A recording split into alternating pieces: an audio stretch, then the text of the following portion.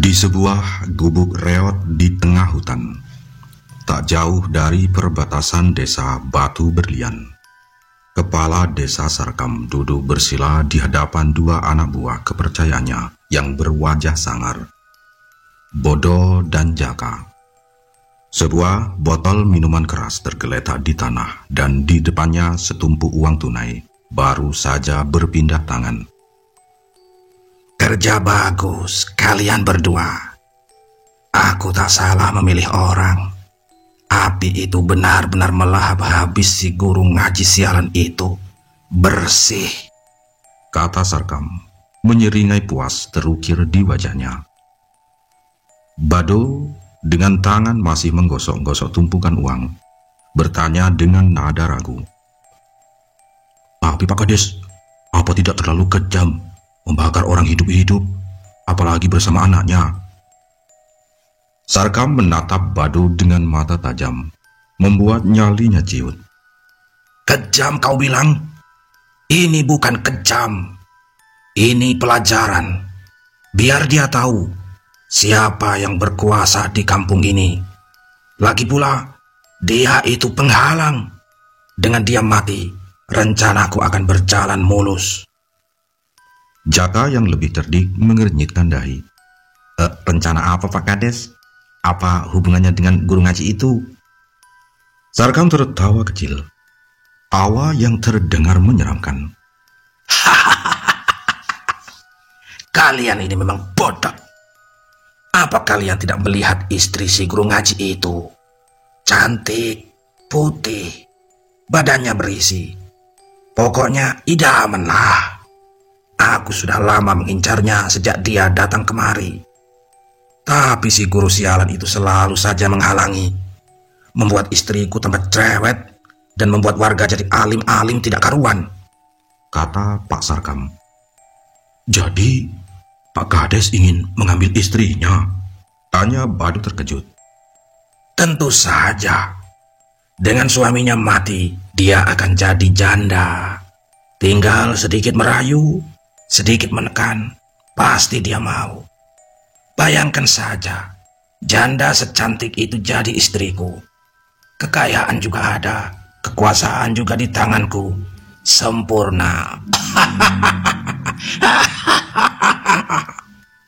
Sarkam tertawa terbahak-bahak, membayangkan Khadijah berada dalam genggamannya. Ia tidak peduli dengan duka yang sedang melanda Khadijah. Yang ia pikirkan hanyalah nafsunya. Bado dan Jaka hanya bisa saling pandang. Mereka merasa ngeri dengan niat kepala desa mereka. Namun bayaran yang besar membuat mereka bungkam. Singkat cerita, suasana duka menyelimuti pemakaman Ustadz Harun dan anaknya. Makam sederhana itu ditaburi bunga-bunga. Khadijah dengan wajah sembab dan mata bengkak hanya bisa terisak di pelukan Mak Cik Timah.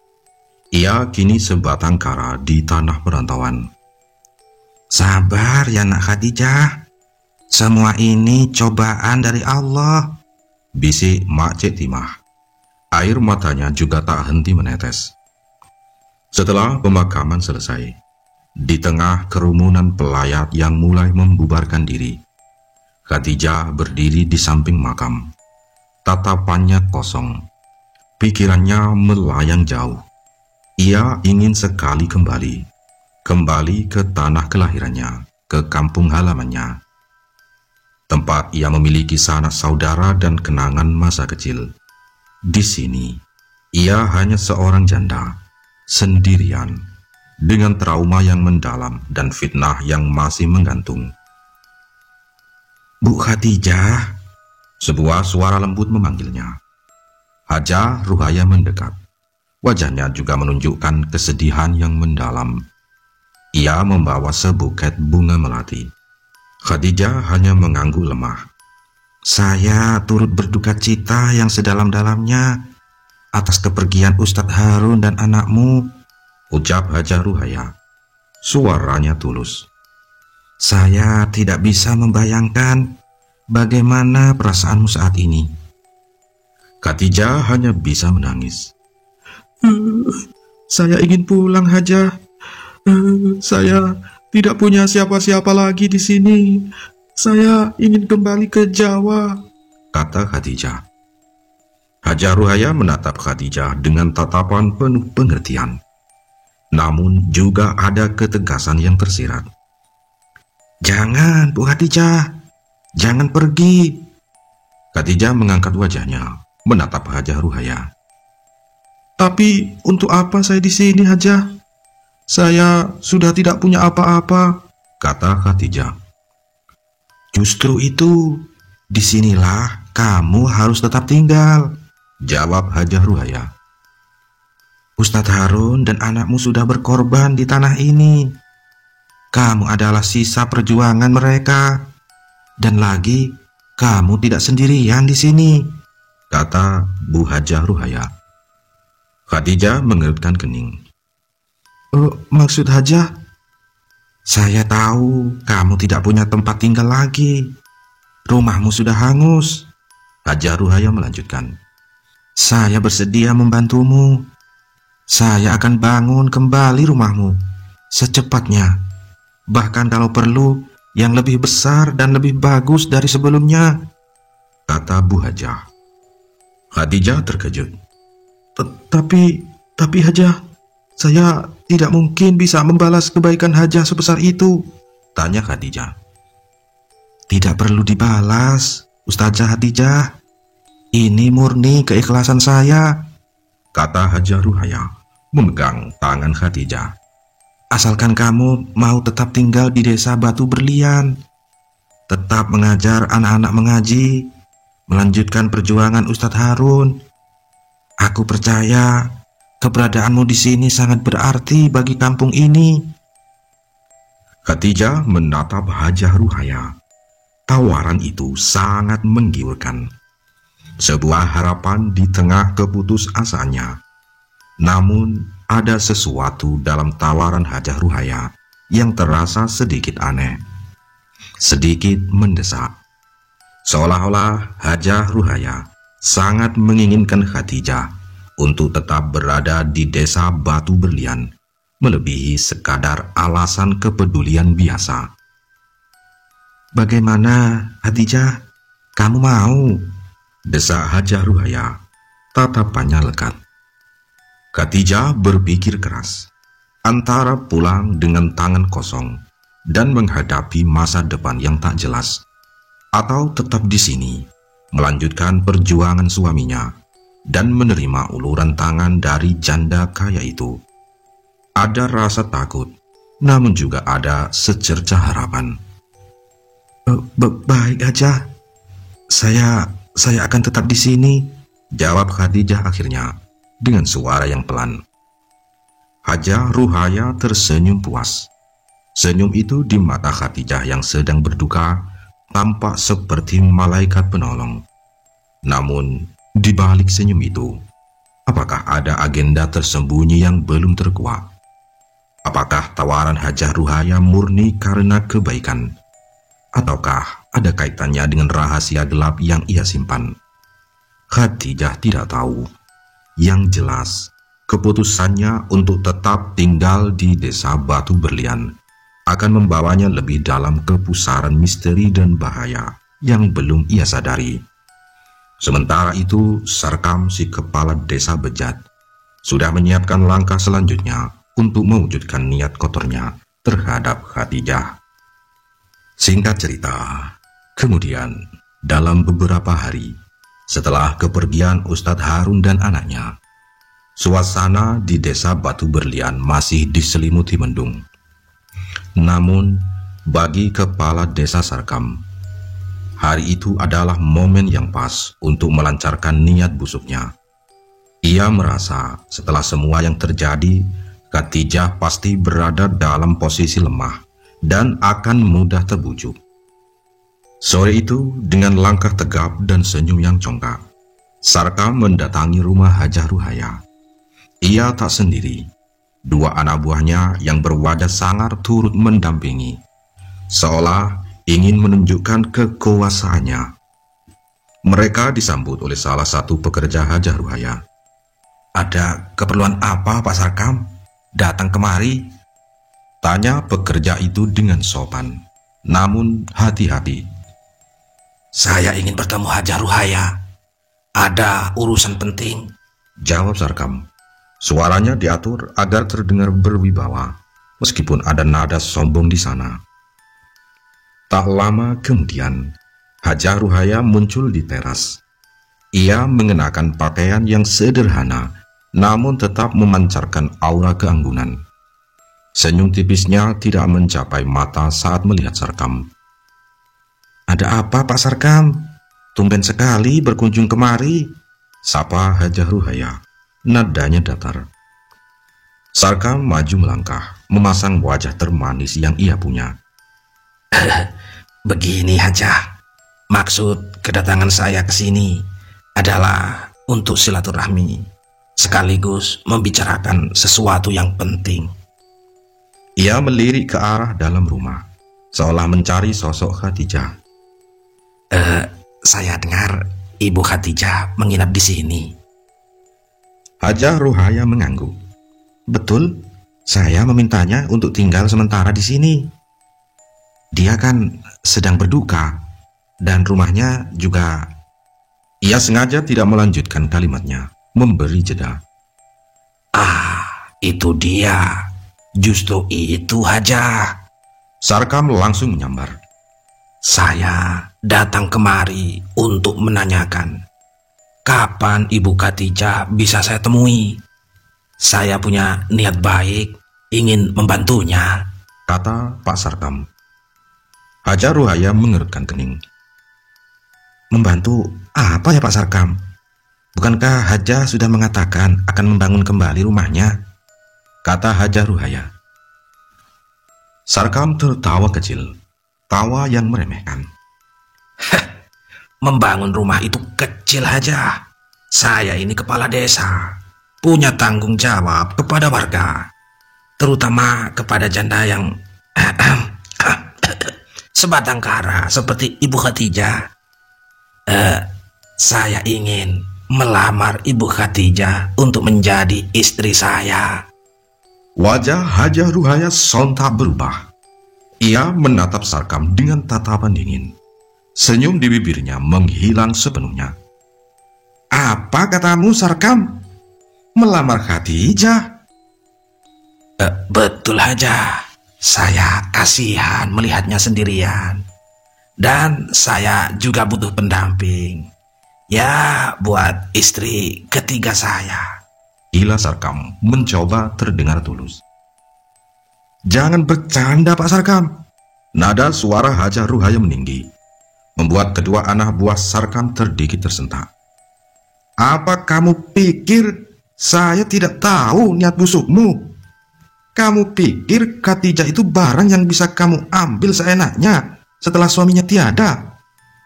Kamu yang memfitnahnya, kamu yang membuat dia menderita. Dan sekarang kamu ingin menjadikannya istrimu," kata Haja Ruhaya. Sarkam terkejut dengan reaksi Haja Ruhaya yang begitu tajam. Ia tak menyangka akan ditolak mentah-mentah, apalagi dengan nada setegas itu. "Haja, jaga bicara ya. Saya ini kepala desa. Niat saya baik." "Niat baik kepalamu? Kamu kira saya buta?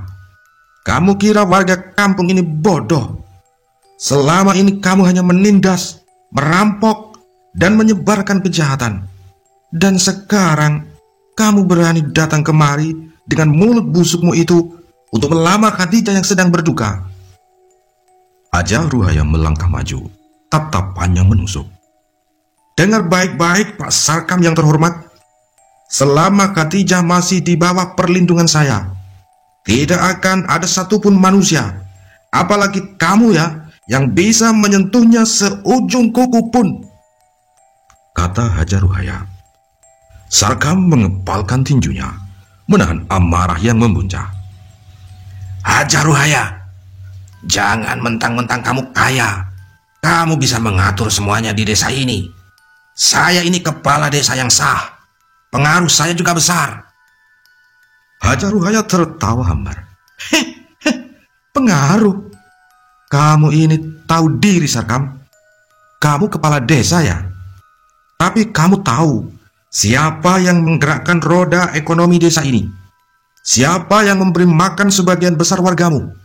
Siapa yang mereka lebih dengarkan perkataannya? Saya, Pak Sarkam, bukan kamu. Ia melirik ke arah anak buah Sarkam yang kini menunduk. Bahkan anak buahmu sendiri lebih takut padaku daripada padamu. Wajah Sarkam memerah padam, menahan malu dan amarah.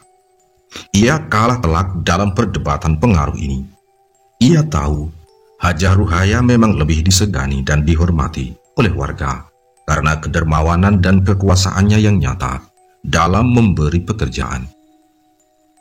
Baik, kalau begitu, saya tidak akan meminta izin darimu, Hajah. Sarkam membentak, pantang mundur. Saya akan langsung mendatangi Ibu Khadijah sendiri. Saya akan meminangnya langsung, dan tidak ada yang bisa menghalangi saya. Sarkam berbalik melangkah pergi dengan langkah cepat, diiringi kedua anak buahnya yang juga tampak tidak nyaman dengan situasi tersebut. Hajah Ruhaya menatap punggung Sarkam dengan pandangan tajam. Ada kilatan kemarahan bercampur sesuatu yang lain di matanya. Ia tahu Sarkam tidak akan menyerah begitu saja. Dan ia juga tahu Khadijah kini berada dalam bahaya ganda.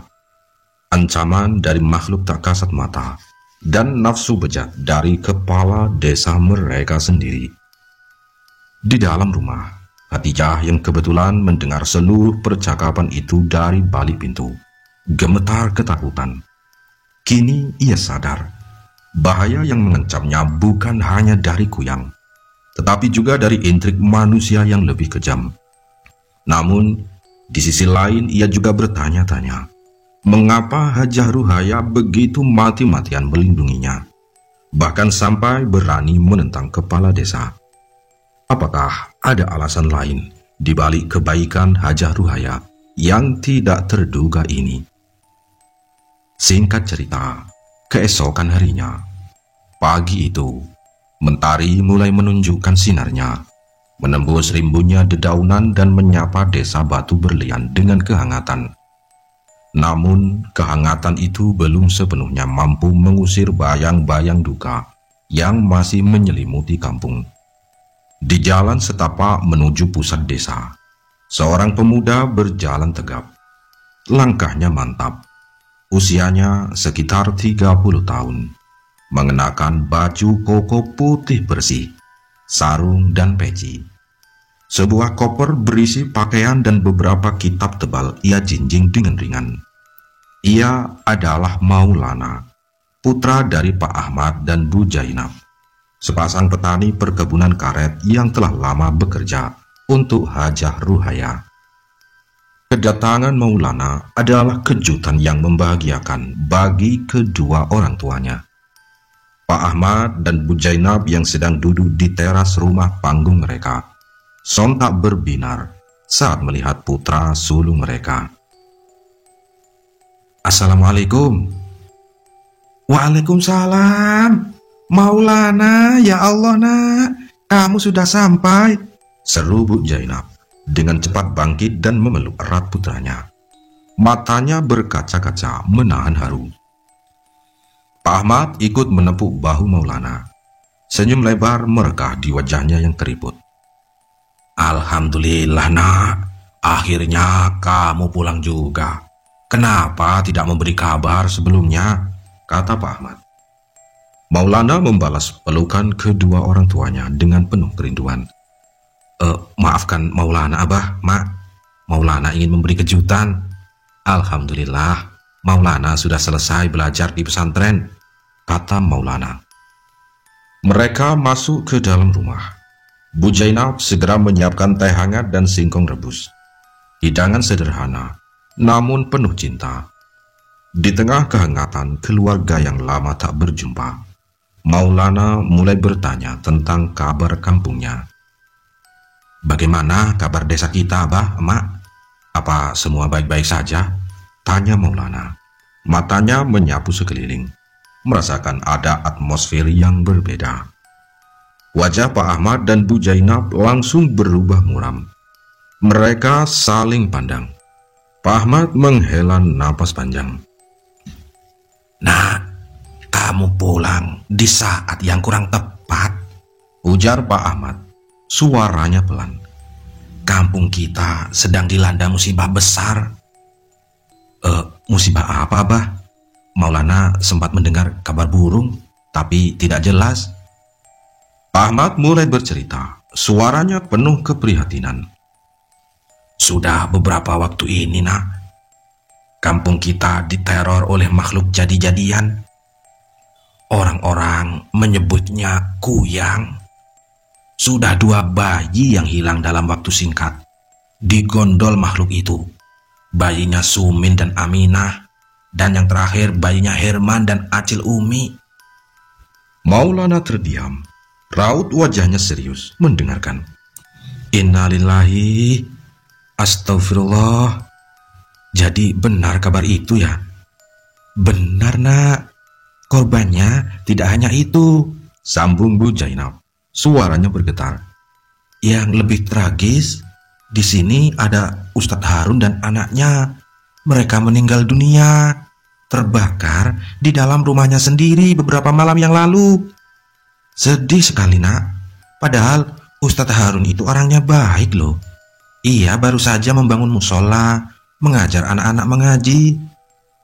Maulana terperanjat mendengar kabar kematian seorang ustadz yang bernama Harun. Ia mengenal Ustadz Harun dari surat-surat yang pernah dikirimkan abah dan emaknya tentang kebaikan sang ustadz. Bagaimana bisa terjadi ya, Mak? Apa penyebabnya? Tanya Ustadz Maulana. Tidak tahu pasti, Nak. Ada yang bilang kecelakaan. Ada yang bilang memang disengaja. Tapi kepala desa Sarkam itu loh, dia malah memfitnah istri Ustadz Harun yang jadi kuyang itu. Herman, suaminya Acil Umi, katanya melihat istri Ustadz Harun berkeliaran saat bayinya hilang. Padahal istri Ustadz Harun itu ada di rumahnya. Hah? Fitnah? Maulana mengernyitkan dahi. Sarkam? Kenapa dia begitu tega ya, Bah? Entahlah, Nak. Sarkam itu memang licik. Dia tidak suka kalau ada orang baik seperti Ustadz Harun di kampung ini. Jelas Pak Ahmad. Warga jadi terpecah belah karena ulahnya. Apalagi dengar-dengar sekarang dia gencar sekali ingin melamar Ibu Khadijah, istri Ustadz Harun itu. Maulana mengepalkan tangannya. Sebuah kemarahan kecil mulai tumbuh di hatinya. Melamar? Di saat seperti ini? Di saat masih berduka? Iya, Nak. Tapi Hajar Ruhaya mati-matian membela Ibu Khadijah. Hajar Ruhaya bahkan menawarkan untuk membangun kembali rumah Ibu Khadijah. Asalkan ia mau tetap tinggal di sini dan melanjutkan perjuangan almarhum suaminya mengajar ngaji. Tambah Bu Jainab. Maulana menyandarkan punggungnya ke dinding. Pikirannya berputar cepat. Ia baru saja pulang dengan niat mengabdikan ilmu yang ia peroleh di pesantren. Namun, ia disambut dengan rentetan tragedi, teror gaib, intrik politik desa, dan fitnah keji. Kampung kelahirannya yang dulu damai, kini seolah diselimuti awan kelabu. Ini tidak bisa dibiarkan, Abah, Mak, ucap Maulana. Matanya menatap tajam ke depan. Maulana harus berbuat sesuatu. Maulana tidak bisa membiarkan kampung kita terus-menerus dilanda ketakutan dan fitnah. Pak Ahmad menatap putranya. Ada harapan baru di matanya. Apa yang akan kamu lakukan, Nak? Tanya Pak Ahmad. Maulana terdiam sejenak, lalu menghela napas. Pertama, Maulana harus melihat kondisi Ibu Khadijah dan menawarkan bantuan. Lalu Maulana harus mencari tahu kebenaran di balik semua musibah ini. Kuyang dan kematian Ustadz Harun, ini bukan kebetulan. Udara pagi itu masih dingin, namun semangat Maulana telah berkobar. Kepulangannya ke desa Batu Berlian bukan lagi sekedar kunjungan keluarga, melainkan sebuah panggilan untuk menghadapi kegelapan yang menyelimuti kampung halamannya. Singkat cerita, rumah Bu Khadijah kini telah berdiri kembali berkat kemurahan hati Hajah Ruhaya dan gotong royong warga. Sebuah rumah kayu yang lebih kokoh dan nyaman kini menggantikan puing-puing sisa kebakaran. Perlahan, kehidupan di desa Batu Berlian mulai menemukan iramanya lagi. Kegiatan mengaji anak-anak pun kembali ramai. Bukan lagi bersama Ustadz Harun, melainkan bersama Ustazah Khadijah. Walau duka masih membayangi, Khadijah berusaha sekuat tenaga melanjutkan perjuangan suaminya. Hajah Ruhaya menepati janjinya, tidak pernah membiarkan Khadijah sendirian. Hampir setiap malam, Acil Lela, seorang wanita parubaya kepercayaan Hajah Ruhaya, datang untuk menemani Khadijah di rumah, memastikan janda muda itu merasa aman dan tidak kesepian. Namun, di balik semua itu, ancaman dari Sarkam masih membayangi. Suatu malam, ketika rembulan bersinar terang dan suara jangkrik mengisi keheningan, pintu rumah Khadijah diketuk dengan kasar. Acil Lela yang sedang merajut di teras depan langsung menegang. Khadijah yang sedang merapikan kitab-kitab ikut merasa cemas. Di ambang pintu berdiri Sarkam dengan wajah angkuh, ditemani oleh dua anak buahnya yang bertubuh kekar. Mereka membawa sebatang obor yang menyala, membuat bayangan menari-nari di dinding. Assalamualaikum, sapa Sarkam. Suaranya dipaksakan ramah, namun tersirat ketegasan. Khadijah dan Acil Lela menjawab salam dengan ragu. Waalaikumsalam. Oh, ada apa Pak Sarkam? Malam-malam begini? Tanya Khadijah, berusaha menjaga ketenangannya. Sarkam tersenyum licik.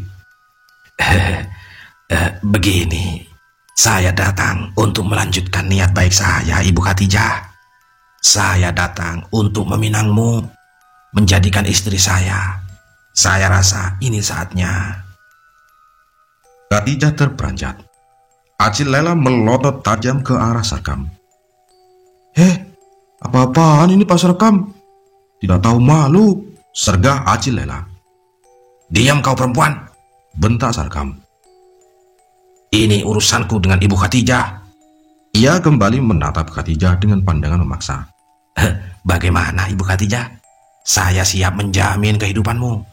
Kamu tidak perlu lagi hidup susah, apalagi sendirian seperti ini. Khadijah menarik napas dalam-dalam. Ia tahu menolak secara langsung bisa memicu amarah Sarkam. Ia harus mencari cara yang halus, namun tetap tegas. Ia teringat akan sebuah kebenaran pahit yang selama ini ia sembunyikan. Maafkan saya Pak Sarkam, ucap Khadijah pelan menundukkan kepala. Saya tidak bisa menerima pinangan Bapak saat ini. Sarkam mengerutkan kening. Kenapa? Apa kau pikir aku tidak pantas? Atau kau masih meratapi kematian suamimu yang sudah jadi abu itu? Nada suaranya meninggi. Bukan begitu Pak Sarkam. Khadijah mengangkat kepalanya, mencoba mengumpulkan keberanian. Saya tidak mungkin menikah sekarang karena saya sedang hamil, Pak, kata Bu Khadijah. Sarkam dan kedua anak buahnya terdiam, terkejut. Mata mereka membelalak. Acil Lela pun memandang Khadijah dengan tatapan tak percaya. Hamil? Apa-apaan ini? Kau bohong kan? Sarkam berteriak, suaranya pecah. Kau ingin menipuku. Aku tahu kau ingin menghindar dariku, kata Pak Sarkam. Tidak Pak Sarkam, saya tidak berbohong, jawab Khadijah. Suaranya kini terdengar lebih yakin. Ia sengaja memegang perutnya yang sedikit membesar, meskipun belum terlalu jelas terlihat. Usia kandungan saya sudah 6 bulan. Menurut syariat Islam, saya harus melahirkan dulu, baru bisa menikah lagi. Saya tidak mungkin melanggar ajaran agama. Sarkam menatap Khadijah dengan nanar. Kemarahan dan kekecewaan meluap di wajahnya. Alasan agama adalah hal yang sulit dibantah, apalagi di depan umum, meskipun ia sendiri tidak pernah mempraktekannya. Jika memang benar Khadijah hamil, maka ia harus menunggu berbulan-bulan lagi. Kau mempermainkan aku, geram Sarkam mengepalkan tinjunya. Baik, kalau begitu, aku akan tunggu sampai anak itu lahir. Tapi ingat Khadijah, jangan coba-coba mencari alasan lain lagi. Ia menunjuk Khadijah dengan jari telunjuknya. Wajahnya merah padam. Kalau sampai aku tahu kau berbohong, atau kalau kau menolakku lagi setelah anak itu lahir, maka aku bersumpah, aku akan mengusirmu dari kampung ini. Dan aku akan kumpulkan seluruh penduduk. Akan kubawa mereka untuk membuktikan bahwa kaulah kuyang yang sebenarnya, yang telah meneror dan membawa petaka di desa ini. Ancaman itu diucapkan dengan nada penuh dendam. Khadijah menelan ludah. Tubuhnya gemetar. Ia tahu Sarkam tidak main-main. Saya hanya menyampaikan kebenaran, Pak Sarkam. Saya tidak punya niat buruk apa-apa. Saya hanya ingin menunggu waktu yang tepat sesuai syariat, jawab Khadijah, mencoba terlihat setenang mungkin. Sarkam mendengus kesal.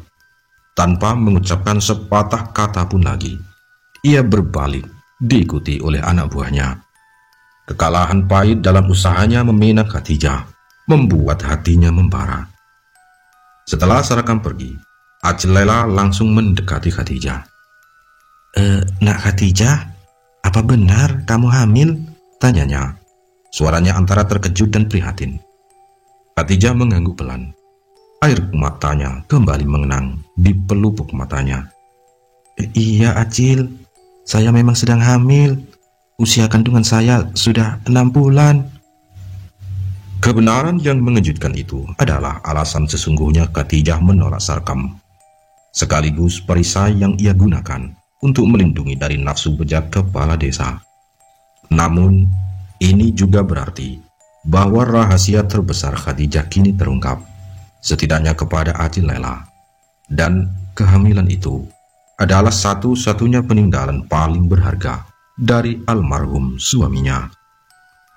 Kemudian, malam itu, di pos jaga gudang perkebunan karet milik Hajah Ruhaya, suasana terasa lebih sunyi dari biasanya.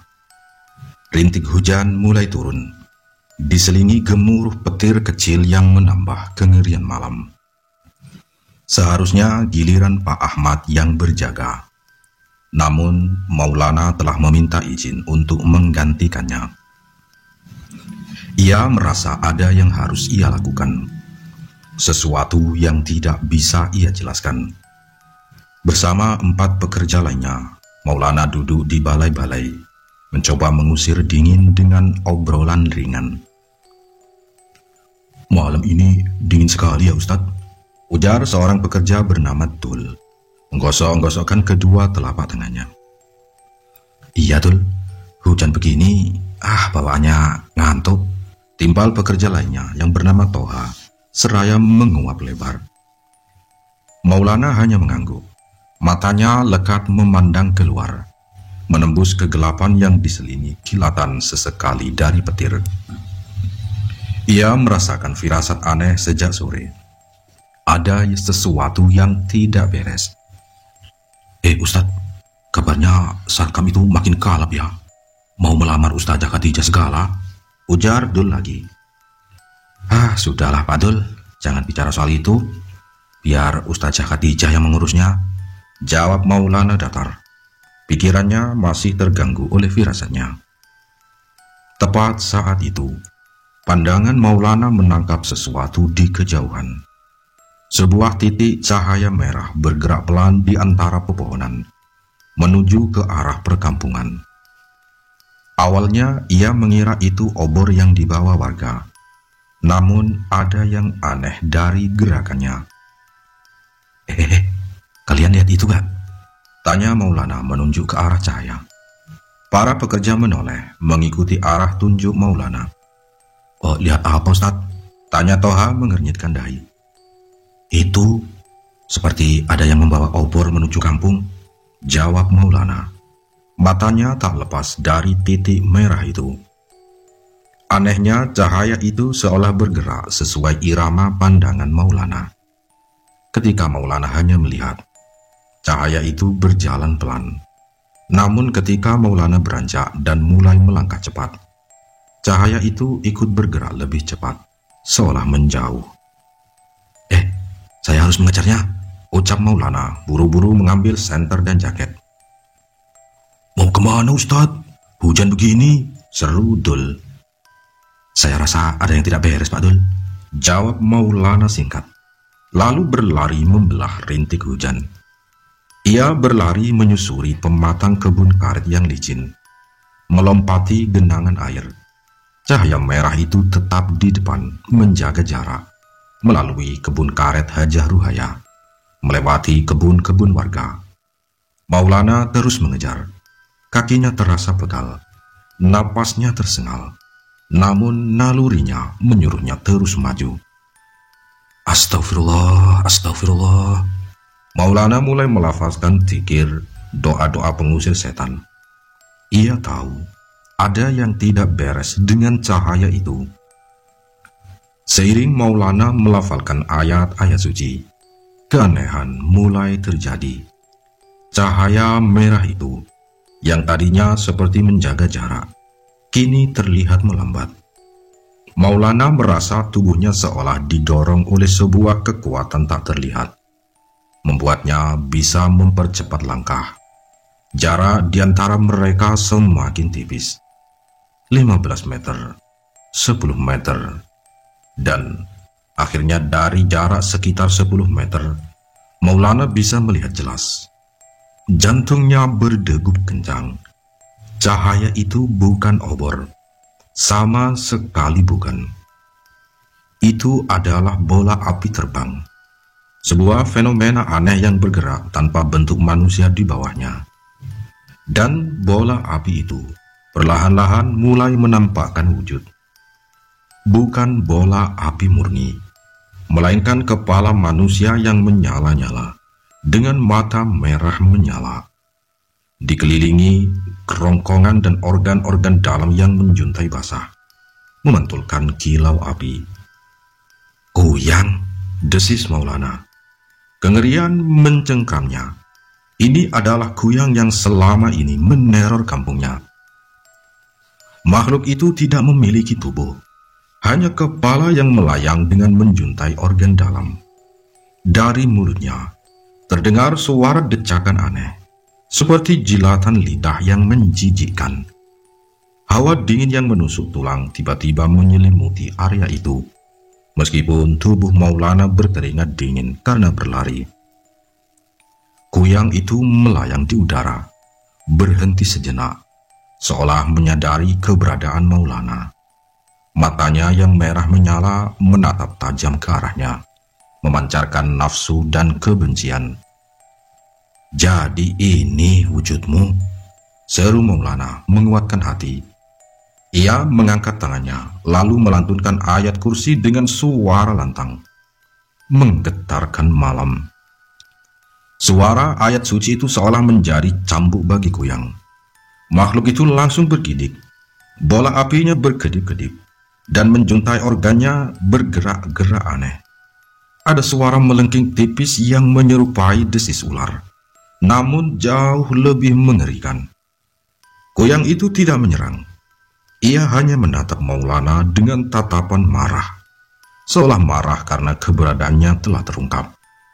Kemudian, dengan kecepatan yang sulit dipercaya, bola api terbang itu berputar-putar di udara sekali, lalu melesat menghilang ke dalam pekatnya hutan di balik kebun, meninggalkan Maulana sendirian di tengah rintik hujan yang kini terasa lebih dingin dari sebelumnya.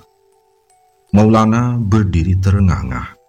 Tubuhnya gemetar, bukan karena dingin, melainkan karena kengerian yang baru saja ia saksikan. Ia telah melihatnya dengan mata kepala sendiri. Kuyang itu nyata, dan ia bergerak bebas di desa Batu Berlian. Ia tahu perburuannya belum berakhir, justru baru saja dimulai. Ia harus mencari tahu siapa di balik sosok kuyang itu dan menghentikan teror yang telah menimpa kampungnya. Rintik hujan masih setia membasahi bumi, namun kini tak lagi terasa dingin bagi Maulana. Adrenalin memompa deras di nadinya setelah pertarungan singkat dengan bola api terbang itu. Kuyang, ia tak menyangka akan berhadapan langsung dengan makhluk seram itu secepat ini. Setelah desisan melengking dan tatapan penuh kebencian, kuyang itu melesat jauh menembus rimbunya perkebunan karet. Namun disitulah Maulana tidak menyerah. Kengeriannya bercampur tekad membara di dadanya. Ia harus mencari tahu siapa di balik teror ini. Kau tidak akan lari, gumam Maulana seolah menantang kegelapan. Ia mempercepat larinya, mengikuti arah melesatnya bola api merah itu. Pikirannya kosong dari rasa takut, hanya dipenuhi keinginan untuk mengungkap kebenaran. Pengejaran itu berlangsung sekitar 1 jam. Sebuah pertarungan kecepatan dan ketahanan di tengah gelapnya malam dan licinnya tanah. Hutan perkebunan karet yang tadinya terasa tak berujung, perlahan mulai menipis. Cahaya rembulan yang samar mulai menembus celah-celah daun. Singkat cerita, di dalam pengejaran itu, Maulana menyadari ia sudah memasuki area yang berbeda. Udara mendadak terasa lebih dingin dan berat. Aroma tanah basah bercampur bau kembang melati yang menusuk hidung, menciptakan sensasi mencekam. Ia melihatnya. Di kejauhan, tampak siluet nisan-nisan yang berjajar rapi. Sebuah gapura kayu tua yang dihiasi ukiran khas Kalimantan samar-samar terlihat. Kuburan besar milik warga desa. Bola api merah itu melesat, seolah ingin menghilang di antara pusara-pusara sunyi itu. Maulana mempercepat langkah terakhirnya, menerobos masuk ke area pemakaman. Karena bola api itu melesatnya di pemakaman, ia berharap bisa menemukan petunjuk, atau bahkan menangkap makhluk itu jika ia berubah wujud.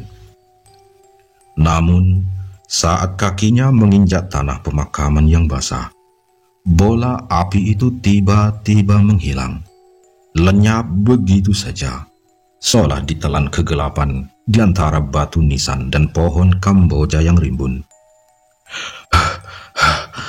Maulana berhenti, terengah-engah. Ia menyapu pandangannya ke sekeliling. Hanya ada nisan-nisan tua yang berbaris rapi. Pohon-pohon yang daunnya bergoyang pelan diterpa angin malam, dan kegelapan yang pekat. Tak ada jejak kuyang, tak ada suara, hanya keheningan yang mencekam, dipecah oleh tetesan air dari dedaunan dan detak jantungnya sendiri yang berdegup kencang. Hilang, desis Maulana tak percaya. Ia berjalan pelan di antara makam-makam. Senternya menyapu batu nisan bertuliskan nama-nama yang mungkin ia kenal. Ada makam kakek neneknya, kerabatnya, dan kini tak jauh dari sana ada makam Ustadz Harun dan anaknya yang terlihat masih agak baru. Sebuah pikiran tiba-tiba terlintas di benak Maulana. Mengapa kuyang ini selalu menuju ke area kuburan? Apakah ada kaitannya dengan tempat ini? Atau apakah ini hanya cara kuyang untuk menghilangkan jejak, bersembunyi di tempat yang paling tidak akan dicurigai? Maulana merasakan dingin yang menusuk tulang. Bukannya dinginnya malam, melainkan aura gaib yang pekat di area pemakaman itu. Ia melafalkan ayat-ayat pengusir setan, berharap bisa merasakan jejak makhluk itu. Namun nihil, kuyang itu benar-benar lenyap. Ia tahu Kuyang itu bisa berubah wujud menjadi manusia, terutama saat siang hari. Itu sebabnya sangat sulit melacaknya. Makhluk itu akan kembali ke tubuh aslinya, berbaur dengan warga. Kau bisa bersembunyi, tapi aku akan menemukanmu, bisik Maulana ke dalam kegelapan. Ada tekad bulat di matanya. Ia tidak akan membiarkan teror ini terus berlanjut. Maulana memejamkan mata sejenak, menenangkan diri. Ia tahu ia tidak bisa menghadapi ini sendirian. Ia butuh bantuan. Ia butuh strategi. Dan ia butuh memahami lebih dalam tentang Kuyang.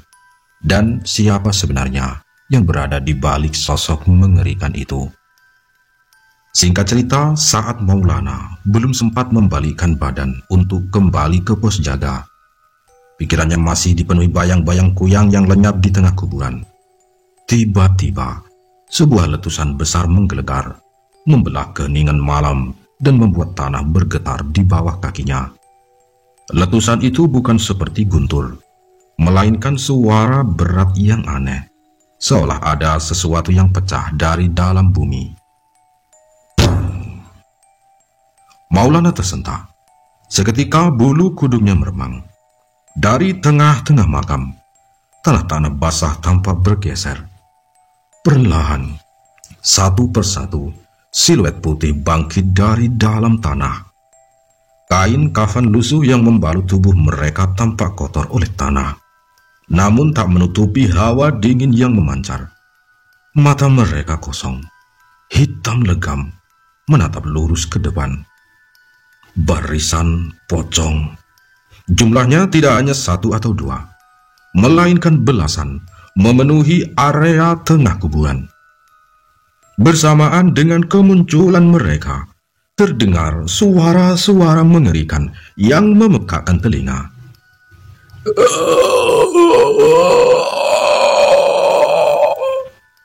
Bukan rintihan, melainkan jeritan panjang yang penuh siksaan, erangan pilu yang dalam, dan desahan putus asa yang seolah datang dari jurang neraka.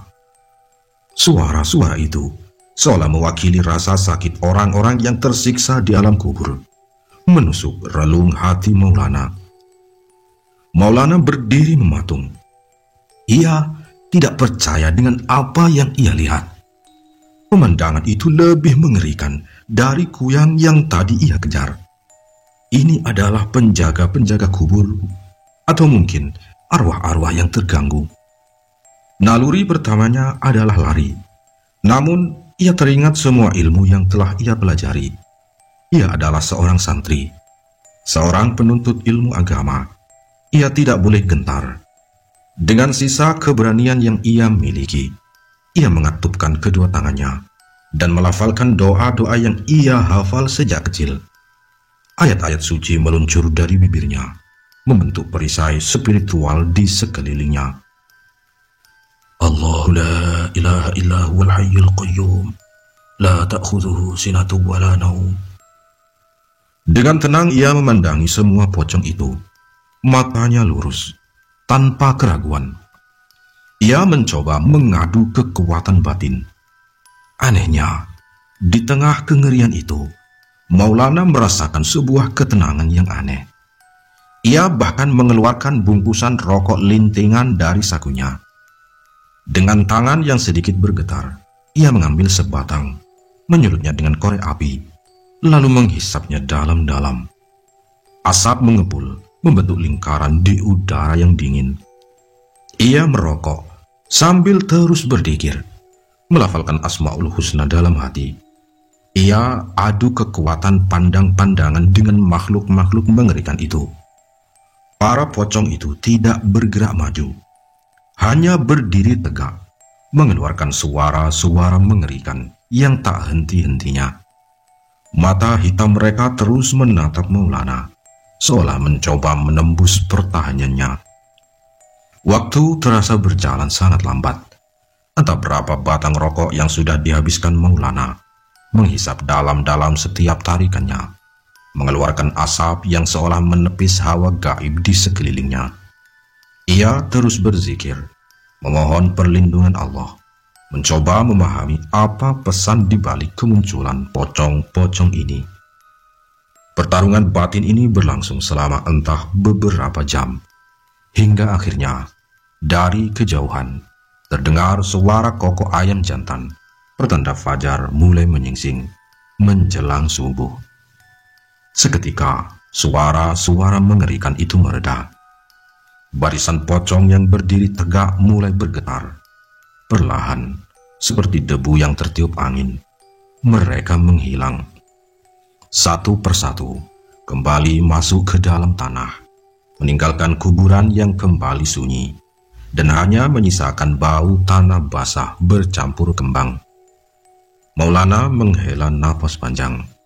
Rokok terakhirnya sudah habis. Tubuhnya terasa lemas. Ia tidak terluka secara fisik, namun mentalnya terguncang hebat. Ia baru saja melewati malam paling mengerikan dalam hidupnya. Dengan langkah gontai, ia meninggalkan kuburan dan berjalan pulang. Sesampainya di rumah, ia langsung mengambil air wudhu dan melaksanakan salat subuh. Setelah itu, ia ambruk di tempat tidur. "Nak, kamu kenapa?" Bu Jainab yang melihat putranya terbaring lemas setelah salat segera mendekat. Saat tangannya menyentuh kening Maulana, ia terkesima. "Ya Allah, Nak, badanmu panas sekali, demam tinggi," seru Bu Jainab khawatir. Pak Ahmad segera menghampiri. Mereka berdua panik melihat kondisi Maulana yang pucat pasi, menggigil dan demam tinggi. Maulana hanya bisa mengerang pelan. Bayangan pocong dan suara-suara siksaan masih terngiang di telinganya. Malam itu, ia tidak hanya berhadapan dengan kuyang, tetapi juga dengan penjaga-penjaga dunia lain yang tidak terduga. Dan demam itu adalah harga yang harus ia bayar atas keberaniannya. Singkat cerita, kabar duka kembali menyelimuti desa Batu Berlian. Belum genap beberapa bulan setelah kebakaran yang merenggut nyawa Ustadz Harun dan anaknya, serta teror-teror yang ada, desa itu kembali digegerkan oleh kematian tragis. Kali ini korbannya adalah Dayang, istri dari Sarip, yang sedang hamil tua sekitar 9 bulan dan sudah menanti-nanti kelahiran anaknya. Pagi itu rumah Sarip dipenuhi isak tangis dan ratapan. Warga berdatangan, wajah mereka pucat pasi oleh ketakutan dan keputusasaan. Teror kuyang seolah tak ada habisnya. Sarip dengan mata merah dan suara parau menceritakan kengerian malam itu kepada para pelayat yang mengerumuninya. "Malam itu, aku tidur sangat pulas," cerita Sarip yang masih terisak. "Dayang membangunkanku. Katanya dia mendengar suara aneh di atap. Tapi aku terlalu lelah. Aku mengira itu hanya kucing atau tikus. Dia juga bilang ada bau amis yang kuat." Sarip menunduk tak kuasa menahan tangis. Aku tidak bangun. Aku tidak tahu apa-apa sampai subuh. Saat aku terbangun, Dayang sudah tidak ada, sudah tidak bernyawa. Perutnya robek dan bayi kami hilang. Kisah Sarip menambah daftar panjang kengerian yang menimpa desa Batu Berlian. Kini 3 bayi telah hilang dan 2 ibu hamil tewas dengan cara yang mengerikan. Ketakutan menyebar seperti wabah, mengubah desa yang dulunya damai menjadi tempat yang penuh horor. Di antara para pelayat, tampak Maulana yang sudah terlihat lebih segar. Demam tinggi yang menyerangnya setelah insiden di kuburan telah berangsur pulih, berkat ramuan obat-obatan herbal khas Kalimantan yang diberikan emaknya. Maulana kini merasa jauh lebih baik. Emaknya memberinya rebusan akar pasak bumi untuk memulihkan stamina, dicampur dengan daun sirih hutan dan akar kunyit putih yang dipercaya memiliki kekuatan penolak bala dan pemulih energi akibat gangguan gaib. Bau rempah dan tanah dari ramuan itu seolah mengembalikan kekuatan dalam tubuh Maulana. Maulana mendengarkan cerita Sarip dengan seksama. Raut wajahnya tegang. Ia tahu ini bukan kebetulan. Ini adalah ulah kuyang yang sama. Namun ada yang berbeda kali ini. Ini adalah kali kedua setelah kuyang itu berhadapan dengannya. Sementara itu, di sebuah sudut desa yang lain, kepala desa Sarkam telah mengumpulkan beberapa warga yang mudah ia pengaruhi, termasuk Herman dan beberapa anak buahnya. Wajah Sarkam tampak bersemangat. Seolah tragedi ini justru menjadi peluang baginya. Saudara-saudara, apakah kalian masih mau menunggu? Sudah 3 bayi hilang, 2 ibu meninggal. Siapa lagi yang akan jadi korban selanjutnya? Jangan-jangan istri kalian atau anak kalian. Warga yang berkumpul mulai terlihat resah dan ketakutan. Kita tidak bisa membiarkan ini terus terjadi, Pak Kades, teriak salah seorang warga yang termakan hasutan. Tentu saja tidak. Aku tahu siapa pelakunya. Sarkam menunjuk ke arah rumah Khadijah yang baru saja dibangun kembali. Bukankah sudah jelas? Sejak perempuan itu datang, kampung kita jadi seperti ini. Dulu dia bilang suaminya mati karena terbakar. Tapi siapa tahu itu hanya akal-akalannya saja untuk menghilangkan jejak. Dan dia bilang hamil. Bohong semua itu. Pasti dia pakai cara kotor untuk menolak pinanganku. Herman dengan wajah penuh dendam karena kehilangan bayinya ikut berseru. Betul, Pak Kades. Saya sendiri melihat dia berkeliaran saat bayi saya hilang. Dia pasti kuyang itu. Sarkam menyeringai. Nah, sudah ada saksi. Aku yakin 100% kuyang yang meneror kita ini adalah dia, Ustazah Khadijah. Jadi apa yang harus kita lakukan, Pak Kades? Tanya seorang warga dengan suara bergetar. Apalagi, malam ini juga kita akan datangi rumahnya.